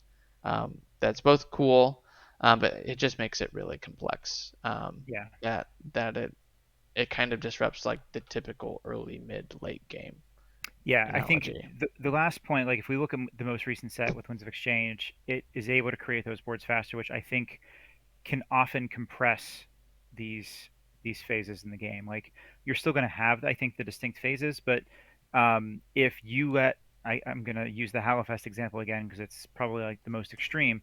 If you let that board reap out and fight down your board 2 turns in a row, you are definitely in the mid game, and it's only like the start of turn 3 Yeah. because you have to do something about that, or it's going to be over real fast. Hmm. Yeah, totally. I think a lot of, some of the angst about Will being really strong or just doing things differently is actually just kind of feeling different pressures on some of like now like we're in the mid game now. Oh, that feels awkward. I would like to develop some more, please. Like that is kind of a dynamic that a lot of decks are not like a lot of really strong decks or historically very strong decks just aren't ready to deal with. And it's kind of a shift that we haven't like wrapped our heads around. And also too, a lot of conventional wisdom around preparing for the end game or even operating in the mid game is going to have to shift, right? Like handcrafting uh, is just a different thing in a world where you're tokenizing cards, right? And like setting myself up for end game plays is just a different beast when I'm also tokenizing cards, right? Like, am I going to like push for this closed door negotiation backstop of a card and make tokens as well. Like maybe if I have to, but it's just kind of a different dynamic. So I don't know. We're going to see it play out. It's interesting to see develop for sure. Yeah. Yeah, I agree. Yeah. And Murph gave us an unintentional reminder of our recurring segment that we have to get to for this week, which is what is it? $1 billion plan, $5 blunder. $1 billion plan, $5 blunder. What I do we think have Yeah. B-Hawk's got the goods. We forced it on him. Yeah. Murph, I think, actually laid witness to this. I apologize. I was between calling two houses, and one I could see if I could just get a couple of these extra cards, I could maybe get into a place where I could bite into the game. But I needed to draw that other card that was in like the bottom 3 or 4 cards of my deck, and I found a way. I'm like, oh well, I could use Seismic Entangler, make sure he doesn't reap with Star Alliance, so he doesn't get to check. So then I can use this house that doesn't have Amber control, so that I can dig for this huge hand of Amber control. Right? That was my $1 billion plan. I use Seismic Entangler and I call Logos, and I could. and He didn't have I any logos. I didn't realize that I made the mistake until he called Star Alliance, and I'm looking. I'm like, oh, so he called Star Alliance. I'm like, he might fight some of my things, I guess, which would make me sad because I really wanted to use these cards. And then he's just like, reap. I'm like, wait. How are you reaping? You're reaping. What happened? And I look up at the logs. I'm like, how did I call Logos? How did I do this? I clearly called Logos, and I just the biggest blunder of all time, I think. I was watching that game, and I remember like when you were like, wait, how are you reaping? Like there was a pause, and it was like an awkward pause where it was like, is B-Hawk going to ask him to like take that back? We weren't really sure what was going to happen there. And then after, Murph was just like, okay, I'll reap 3 more times and then my turn. I was like, what? No. Yeah. Well, really Nice. paid off right there. Nice. Murph, I was watching your stream, and you did have the United action that turn as well. Which I thought you were going to do, and I have to go back and look at it because I thought you actually may have had a way to win that turn with the United Action, the Fangtooth, and the Key Frog. I don't remember though. I'll have to go watch the VOD on that one. But don't worry, B-Hawk, it happens to all of us. Just because it's the first time for you in 4 years, it it's happens. Okay. It happens. So, Seismo's that Logos card. You feel like you just gotta be like, yeah, it's Logos. Click. Click. Yeah. But that's a Logos card. I'm choosing a Logos card to use. Yes. Next question, please, TCO. Next question. Cool. Well, good one. Thank you for that. And folks, I should tell you too that this episode of Bottom of the Beaker is sponsored by Key Tracker 3000. So tired of searching high and low for your precious keys? The Key Tracker 3000 is here to save the day. The state-of-the-art device combines amber detection technology with KeyForge-inspired encryption, ensuring that your keys remain safe and sound no matter where they are. With the Key Tracker 3000, you'll spend less time rummaging and more time forging keys on the Crucible. Unlock convenience and peace of mind today. Thank you very much, Key Tracker 3000, for your support of the show. We do record Bottom of the Beaker live Tuesday nights right here, twitch.tv/sloppylabwork. Join us with the live audience of people and ducks. For archives of our past shows and other recordings, head over to YouTube, search for @sloppylabwork there. You'll find those things. And for the very best content, 57 times distilled and scraped from the bottom of the beaker, search for that very phrase in your podcatcher of choice, and we'll be there for you, waiting to take you to the end game. Indeed.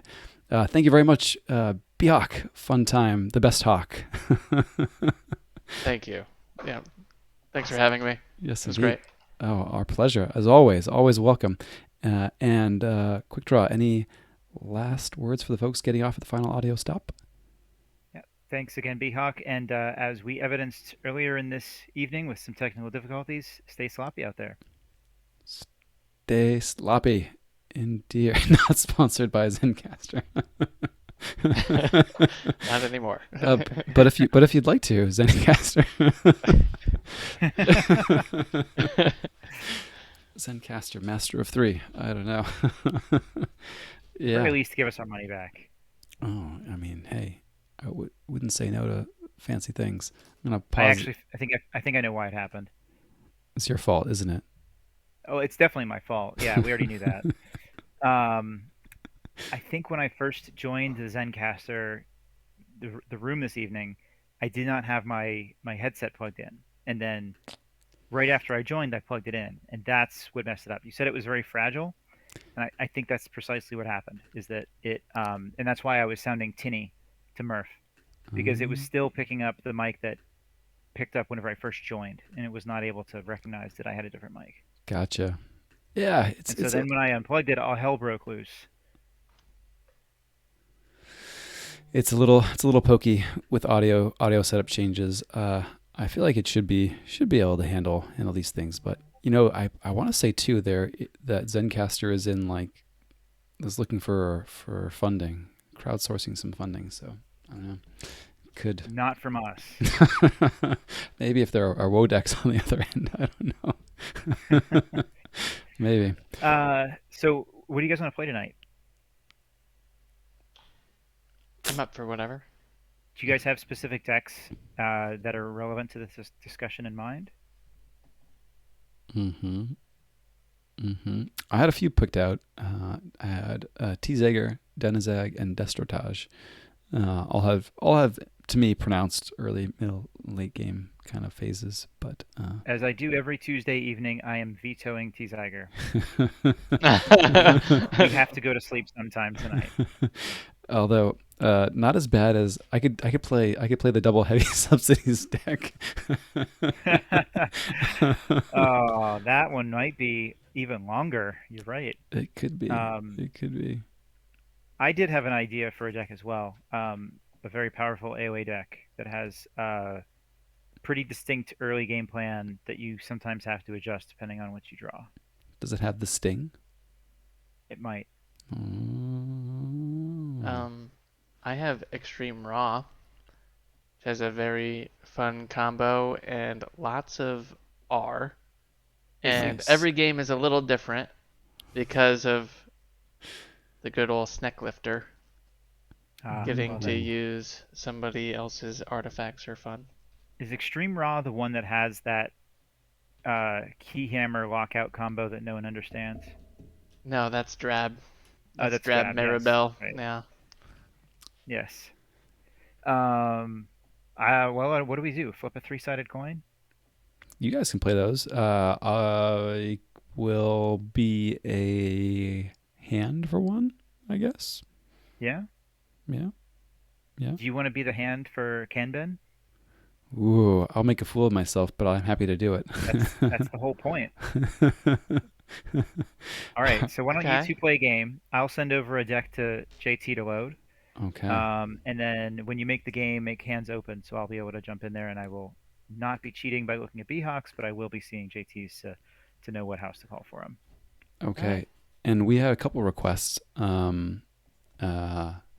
One for more banter between hand and brain on off turns to berate each other for bad decisions. Why'd you do this? Yeah. What were you thinking? Yeah. And then two from the chat to call out when we are transitioning between early, mid, and late game when phases. We think we're transitioning. Yes. Yep. Totally. Okay. Oh, and a little sneak peek for the chat folks. I don't know if Data 4 Stream's still around, but we were playing around with some of the triad tool things, so looking really nice. We're gonna give you all a little sneak peek, but enjoy that lovely piece put together by Zoc. So thank you very much. And yeah, we got this deck quick draw. Oh, coming. Looking for it. DOK's not cooperating again still. Been over a week of that. There we go. I will send it to you now. Kanban. I might have it in. I just sent you the link, so you should be able to import it. I mean, I. This has been a. This has been a. Oh, drop it in the old. Drop it in the old stream chat. I don't think I have too many chat things open. Oh, nice. Put it where I told you to. Yes.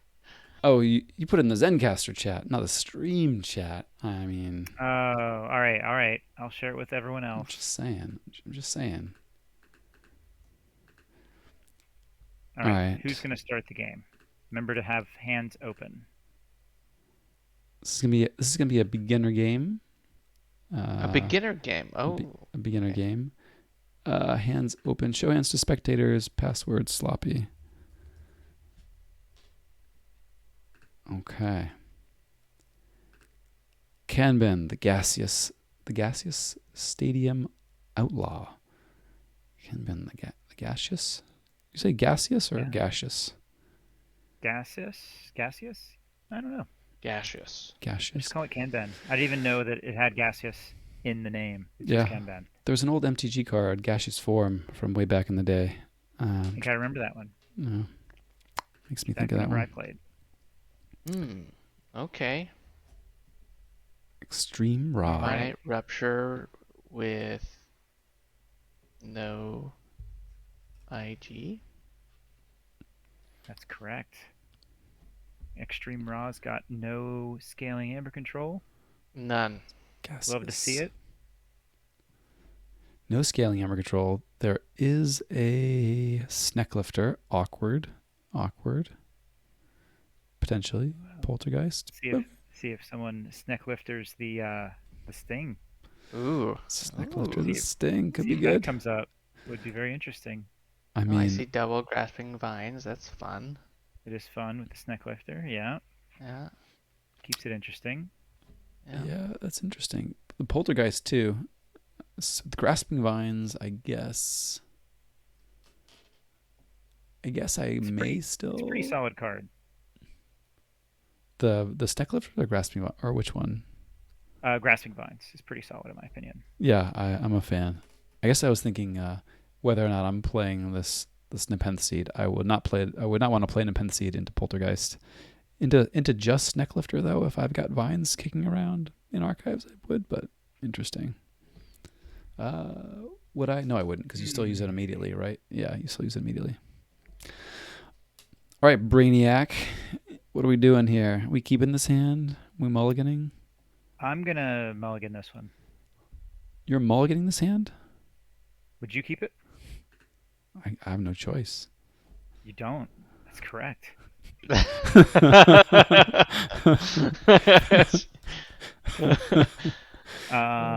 All right. Let's go. Let's see here. How many? 1, 2, 3, 4, 5.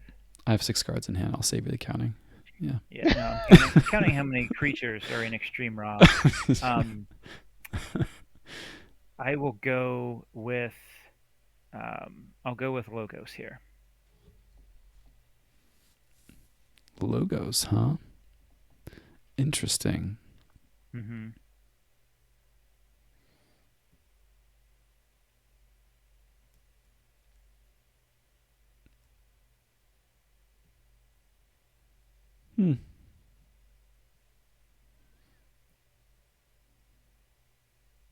Are you waiting for me to change my mind?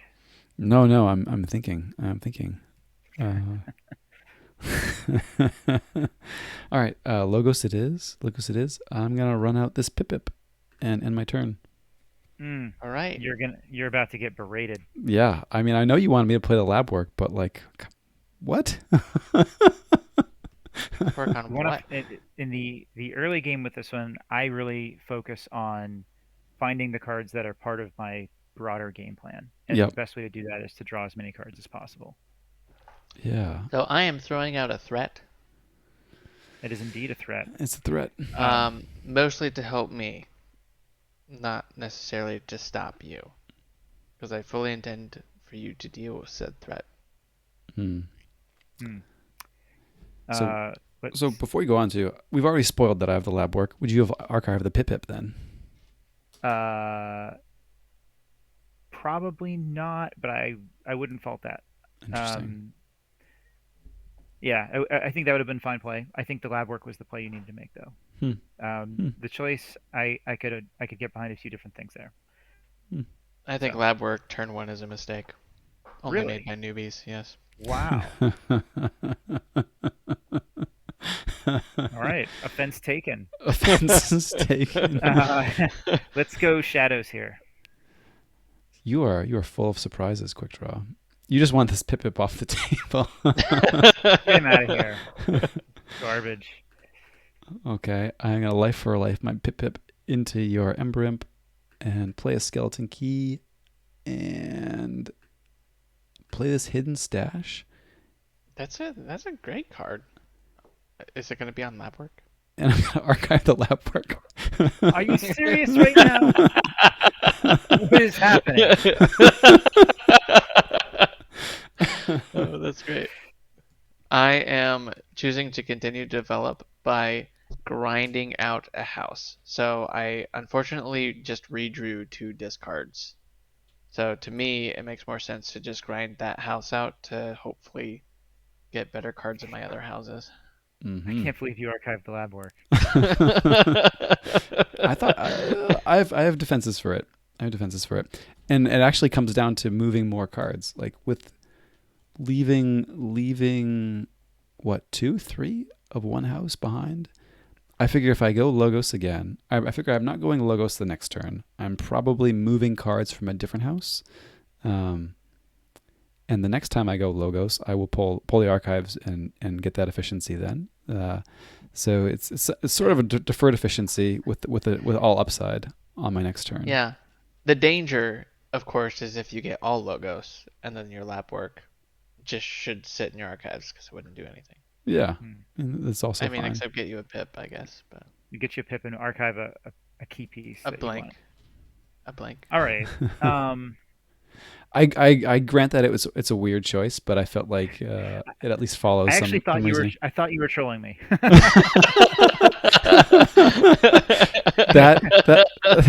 that might have The helped. chat wanted. That The might have chat helped. wanted some trash talk. I'm just giving them what they want.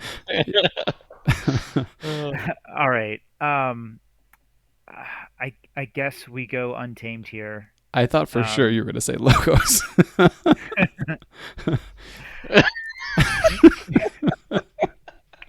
This is the Roll most. him back. and Yeah, we're going untamed. And as you're playing these untamed cards, I will tell you the card that I absolutely would have archived with the hidden stash. Okay, cool. Would you play it? I may have actually gone untamed here, or not untamed, Logos here. Interestingly enough. Okay.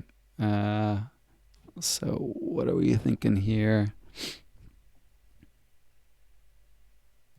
Wait, if you would have gone Logos, would you have pulled the lab work out of your archives? Yes. Oh my god. He saw one more card than he would have. So the Flaxia is what I would have archived with the hidden stash. Yeah, a Flaxi was a reasonable choice too. Because I think what this deck wants is it wants Amber Generation in Untamed, and it wants it at the right time. And I think having a Flaxia available for yourself. I Mhm. scramblered you. What a Thank dick. you. Dang. That makes that a little more awkward. Mhm. Let's go Untamed. I like it. I like it too. I especially like this Grasping Vines play.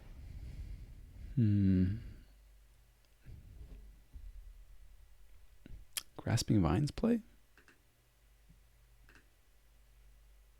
No? Oh, the Scrambler Storm play, you mean? Yeah. Yeah. Yeah, I'm aware. Boy, oh boy, oh boy. hazardous to He's a big boy. the big boy. Yeah. So, yeah, question from the chat. What stage of the game are we in? What stage of the game are we in? This is the end game. JT already lost it. I think we're still early. I mean, I Yeah, am, I guess. I would agree with that. Let's see, what's our recursion look like? We've got the seed. We're probably not playing the seed this game. Chances are decent. Okay. Okay. Cool. We got this guy. Okay, so we're fighting in here. We're gonna reap, and we're gonna have some JT thinking time. I'm gonna end the turn. End the turn. A question has been posed. Now, I could go one house, and that would be me seceding a key to you. Or I could go another house that has amber control, equal amount of cards, but I'm more likely to draw more of that house. And so then I'm still stuck in a similar situation. So do you find value in stopping the first key in the situation? Not really. It doesn't really do a whole lot. So I'm actually just going to continue to push and grind.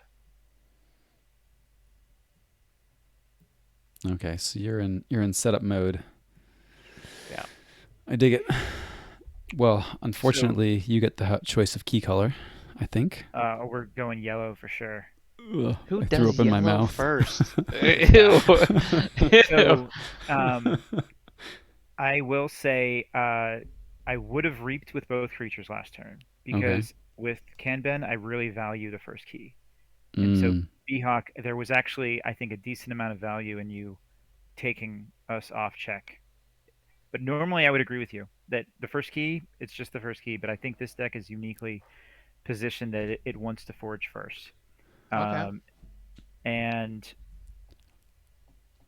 I'm going to say we'll go logos here. Yeah. Yeah. Wait, Pull that archives. Mr. Subtle Chains over there. You've got no worries at all about the toxin. Just gonna YOLO your life. Is that Absolutely, because you don't really have any of the pieces that I really care about yet. Okay. One maybe, but it's not a crucial one. Interesting. Okay, well we're going So no, logos. I was not afraid of that toxin. Interesting. Okay. Well.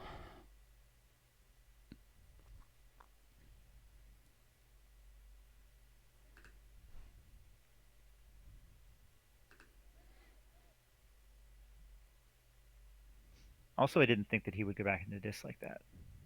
You live a charmed life. A charmed life, my friend. Love it. I should have known Beehawk always calls this. But give it a choice.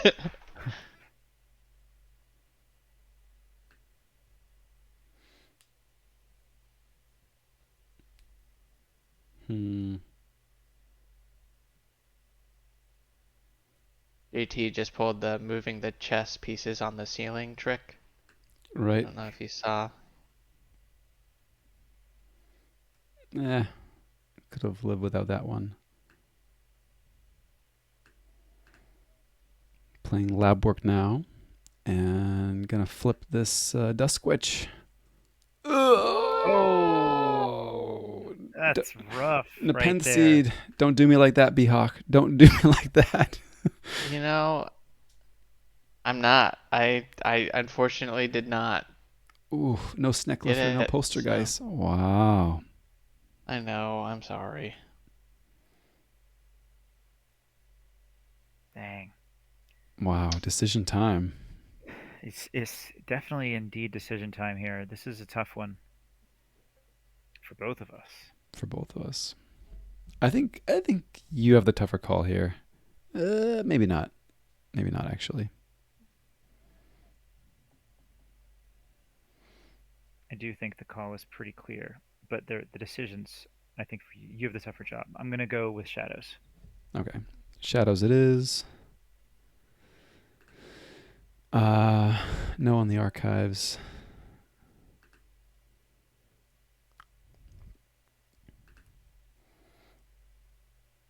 Lights out your Dodger. Nice. Play this Ronnie. Pretty good.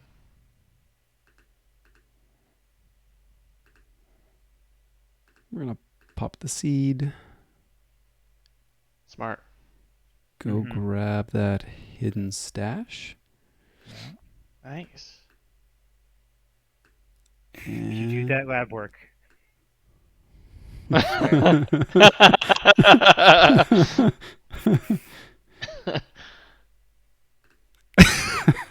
Archive a card. Did he do that work? He did it. Oh, great. Well, it's okay because you have. I see what you mean by getting that first key because I feel a little setback now. Mm-hmm. There wasn't really a wrong choice for the hidden stash. I was happy Yeah. to see that you did not take the archive, and I was happy to see that you pulled back the hidden stash. Yeah. So I don't hate that turn at all. I think we are squarely in the mid game on our side. I would agree. And I am just reaching, to Oh be my. honest. Okay. Interesting.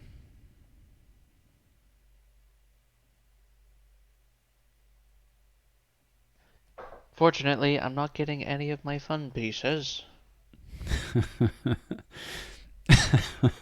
No fun. No fun. Yeah. No Screaming Cave, no Neck Lifter, Neutron Shark, Poltergeist. My Yeah, God. that wild wormhole could have been a really, really bad Yeah. time for us. Mm-hmm. Yeah, definitely could have been. So, Standard logos with that standardized testing. s- this is kind of an unconventional game for Kanben, because I'm not sure if I really care about what I normally care about with it. Mm. Uh, Because you're normally against scaling C I'm normally or against scaling A. I'm normally against any kind of A, Ah, I and I'm see not what really you're saying. seeing much of it. I mean, you have like a Schuler, you have a couple things that creatures that have like a fight ability, Huh. um, but there's not a whole lot other than that, which makes me want to just push here and Assert dominance. yeah, assert dominance. Let's go, Logos. Okay, I like it. Oh no. Going for that lab work. Okay, so logos, locking it in. Locking in the logos. Yeah, that's scary. Binate rupture with 5 amper. It could be interesting. Could be interesting. The little mini brig with cutthroat research. Yeah, it's pretty good. But this is Big push, interesting for though. sure. Be greedy? Do I be greedy here? What do you think, Beacock? I can't ask quick draw. Would you be greedy here? I think if you're greedy, I am still in the early stages. Yeah. That's fine.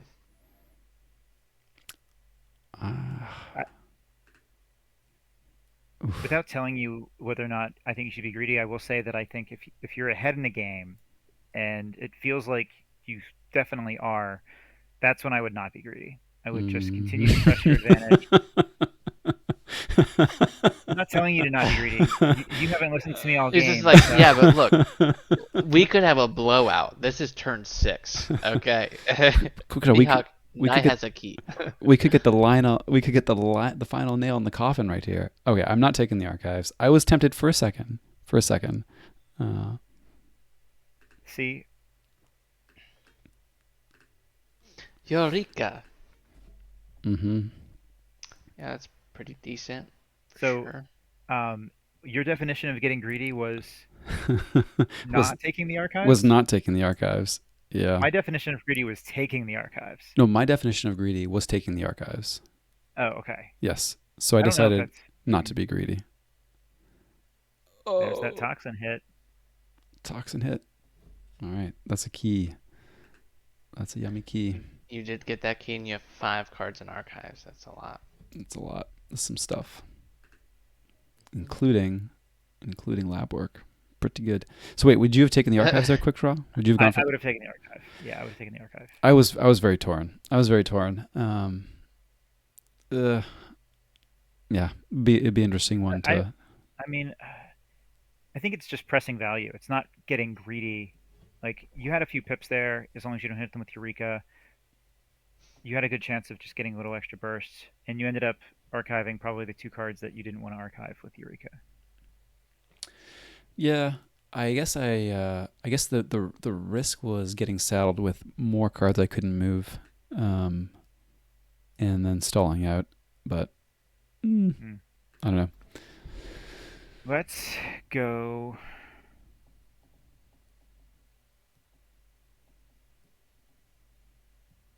That's a tough one.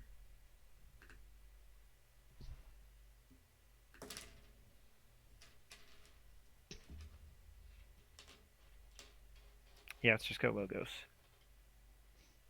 No. Logos, huh? Not take the archives. Okay, logos it is. Test away these Push for that duders. final key. Yeah. Yeah.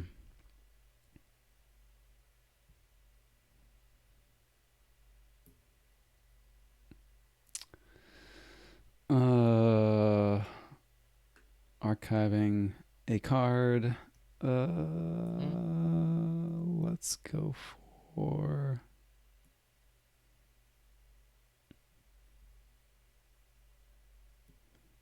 this card. We think of that archive quick draw. Yeah, that's the right choice.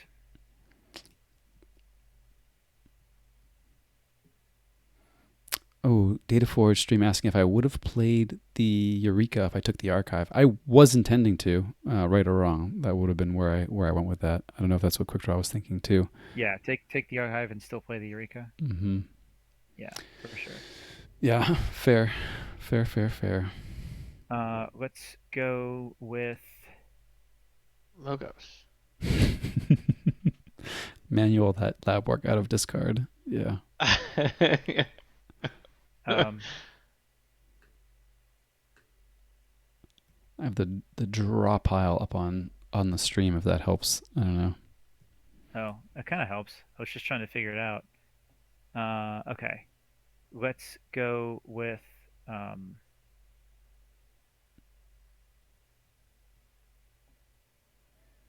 Untamed.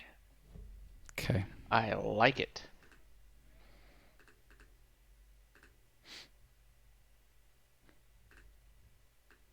Clog up that hand of yours with some grasping vines. Love it. Love it. Not really. Get some monies here. Hmm. I will say it's kind of interesting how you Discard this basically remote. held that grasping vines all game. It Yeah. was archived at one point, but you had the turn with the Scramble Storm where you decided not to discard it. Yeah. I think that was a bad hold in retrospect. I would have discarded it myself. Yeah. Mm-hmm. Yeah, I'm just fighting here, you know? I'm just reacting. Have some class quick draw. You know what to do. I also would have played the Murmuk. Really? Interesting. Yeah. And the reason is because, again, just like with the Flaxia earlier, you want as much Amber potential in Untamed as possible. So, yes, you would have given him a chance to play the Bat Drone and fight into it. I kind of feel like that might have been worth it. I guess. Yeah, I can see. I can see it. I can see it. I can see it. Let's go. Now, after telling you that, I'm going to tell you to go Shadows now. Oof. Oof. I'm locking it in and then telling you you are a silly man. No, I think what you wanted to do, I think, is too risky. Too risky. Too risky. Too Unless risky. maybe he has no answers whatsoever. Probably not. Sir, Have some you've empathy. lost class points right here. Yeah, Lost. I think I lost some empathy when I made that house choice. All right, let's see what we have coming up. Okay, interesting. Interesting. Yeah, ABR. ABR for sure. Always Okay. be reaping. Well, the long fuse mines are coming down. That's a nice juicy pip. Yeah, that is.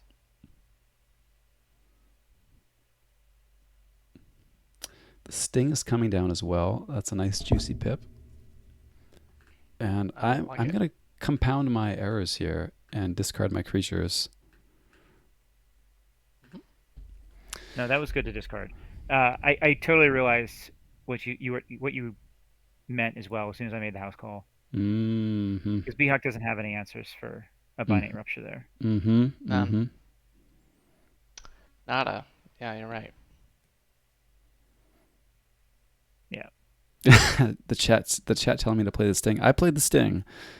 I play the sting because I'm an evil man. Mm-hmm. Urchin stealing my things. Not cool. Not cool. Not cool.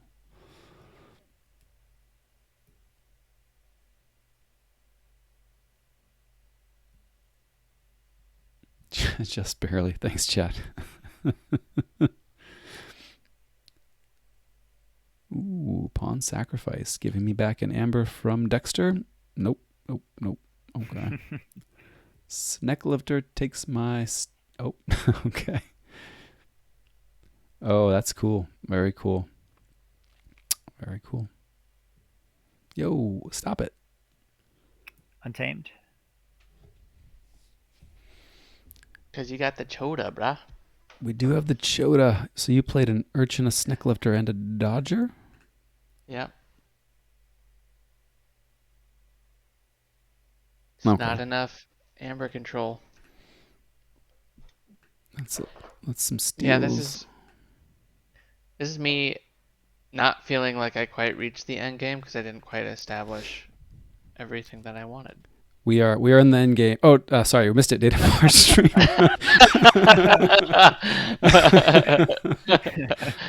And now we're in the end game. And right now, like after I played Chota and won. End game are the I don't know. Behawk drinks. does not have a. Yeah, Behawk. If you have a drink in hand, it is the end game. It's the end game. Yep. Okay, Nice. a good game, well played. Yeah, interesting one. A very very interesting Yeah, dynamic with GG. the poltergeist and Snecklifter and Sting. Although, Yeah, I'm curious yeah. if my draws had been any better. I think I maybe made a mistake in my mulligan choice. Did I not mulligan? You did say that you mulligan aggressively. Yeah. Was it a pretty aggressive one here? Well, so I saw some stopping tools in my opening hand, like Ember Imp and Dominator Bobble, and then like some Shadows cards. But after I first went Dis, it's like I just got some more Dis, and it's like my deck didn't really lean in any direction. It just kept me in stasis. Two two Mm. So two with a board of yeah, one. Yeah. yeah. So that's unfortunate, and that happens. Especially when you don't have those cards that help accelerate. Like if I had Library of the Damned opening, that would have been nice instead of Especially if you keep Dominator drawing Bubble. into. Yeah, if you start with that library, then it makes it much more tolerable to keep drawing into two two twos with Mhm. this. Yeah. Mm-hmm. Yeah, totally. I'm ashamed of my grasping vines hold. That was a bad hold. I stand by. Yeah. I stand by my archiving choices. Definitely. Even the lab work the first time. Even the lab. Actually, the lab work I think is one of the less dubious archiving choices. I like the lab work. Huh. I like the lab work archive. I will stand by that one. I will argue for that one. In the name of positive efficiency over the coming turns. Yeah. Mhm. I think the turn one when you did not play lab work. Biak, why do you not like a turn one lab work? Efficiency wise, you don't really gain any extra cards in the long run unless you compound it with a full logos turn, in my opinion. Well, You are archiving a card and you're drawing one card, mhm. but the chances of you drawing a card that is helpful for you, I think, is a lot lower. And if you're not archiving an essential piece, it doesn't really do much for you. I prefer to wait until I hopefully get a good piece to archive. Especially for this deck, this has lab works as well, um, double lab work, um, and it has knowledge is power. The way that this deck likes to run is it likes to archive shadow pieces like Bad Penny, cards that I'm not gonna see again. So if Mm. that's your game plan, that's great. If that's your game plan, but mine is like archive all the shadows, gain a bunch of amber off of knowledge is power. So, Hmm. but I have a lot of decks where I feel like if I have Labworks, if it's a key piece deck, then I need to make sure that my Labworks do it on my key pieces. Because if I try and do a half committed untamed turn and it's like, oh, I played my Chota turn 2 and I don't have this to cap this off, it just feels like a waste. So Yeah, I see kind of I guess where you were headed. So would you have archived the Pip Pip quick draw, you think? And then you have My gut was the Flaxia from that the was start. oh yeah, yeah, you said that the Flaxia. That makes because your sense. Flaxia is like a key piece with your Chota. It's a it's not like a key piece. It's not like a Chota, a key charge, or the Sting, but it's pretty close. Like if I can keep the Hmm. board down, if there's a long fuse mine out there, it's pretty easy to like wipe their board and get some value out of the Flaxia. So I would have Hmm. chosen Flaxia just for the potential of getting the burst to pair with the key cheat. Yeah. Interesting. Yeah, I guess I didn't think of Flaxia as being that critical, but hearing you say that makes sense. And my other thinking on holding the lab work and then also archiving the lab work later is that I maybe was wanting to use the archiving to tuck away the key pieces for the right moment because I can't just like run out the sting or hold or I didn't want to chain myself with Chota, right? JT didn't value flax because can't do math. Actually, I almost told you to go into Untamed turn one just for the Flaxia. Just for Flaxia. Yeah. Yeah, I but was I expecting chose I probably would have snap chose Untamed, not knowing the deck as a turn one play. Yeah. with the Flaxia. With Flaxia. Yeah. Yeah, that was my first instinct. Then I was like, well, you can almost be pretty sure to get value out of the Flaxia later. And I thought, let's go Logos to archive it and then draw an extra card, which is my thought process. I Never guess. did it occur to me to go Logos and play a Pip Pip. I It's th- like, hey, you are gonna reap eventually. I thought we were But in trying the to. in the same turn, though, it is kind of like a quote unquote worthless creature that hopefully sets up your draws better for later. Yeah, I thought we were hammering in the That's like what he was doing. get the chaff out, so we're getting gas Yeah, later. Mm-hmm. yeah. Mm-hmm. Interesting. But although I don't know. I'm. So what do we do against? What do we do about? Uh, what do we do about embryms that are not on the flank? Like Flaxia and Archive is going to feel really silly against a wide board. Uh, So standardized will take care of them. Um, or if you get both of your They're Everywhere, they'll take care of them. Um, Yeah, there was one turn I made a mistake. One was putting my Ember Imps both on a flank, like mm-hmm. having them sandwich Toxin. But also, there was a turn where I could have gone Shadows to one, take you off check, but also play some Urchin so that when I played my Arise and got Ember Imps back, unless you had both standardized testings, they first would have taken out Urchin. Mm. yeah, I could see situations where the double Ember Imp could give this trouble. In fact, I think I may have encountered those situations with this deck before. Um, the Long Fuse Mines helps if they don't have the Snecklifter or Poltergeist. Yeah. Yeah. Long fuse Or Um, mines. Neutron Shark, or any yeah, R at all. Long fuse yeah. mines felt really I don't know dubious to lean on to me, and I honestly I don't know. It would have been a decision whether or not to play it um, with Well, you don't Did normally you have a feel like board. you could recognize that I was still trying to develop, It didn't feel even like though you I were was posing humming. questions? It didn't feel like you were Yeah, humming. Yeah, and that yeah. was a question from the chat too. If you felt like you were kind of fully in your mid game, or if it felt like you were trying to develop, or where you felt like those were at. Yeah. Yeah, and there was also like a mismatch turn where like I had my full shadows turn and nothing else really to do, and it's like, well, this has booby trap and lights out and poison wave and relentless whispers, and it's like this feels like a lot of it's going to waste, but it is also pips and hopefully sets up the rest of the game. But it just felt like my those are also answers that are no longer going against your deck. So it Yeah, just felt like the flow and the match against you didn't really come out at all. Kanban doesn't really build a board very Hmm. much. It does a pretty good job of wiping it, and you can build up an untamed hand where you can like get value out of the Flaxia, even though you don't Hmm. normally maintain a board. Um, so yeah, I mean, there's a you have to really count the pips in the untamed Mm-hmm. to time your key cheats. This deck will rarely lose if it gets the sting, and especially if it's not facing against scaling Ember control. So this was definitely a good matchup, and your Hmm. draw definitely looked pretty clunky. Going back Yeah, into I'm diffs just I'm constantly. just wondering if a more aggressive mulligan would have been fine, would have been just that difference. Mm-hmm. Mm-hmm. Mm-hmm. Yeah. Does your logos have a lot of efficiency? Because I feel like we barely saw it that game. It's got double lab work, library of Babel, neutron shark, phase shift. Yeah, it's a little. It's not much, but the library coming late is also I mean, Yeah. we've a seen bummer. 4 cards. There might be one under master plan, but we've got the Bat Drone, Dexter, Escatera, and Scrambler Storm. Scrambler Storm. So between your Oh, uh and knowledge is power as a big card. yeah.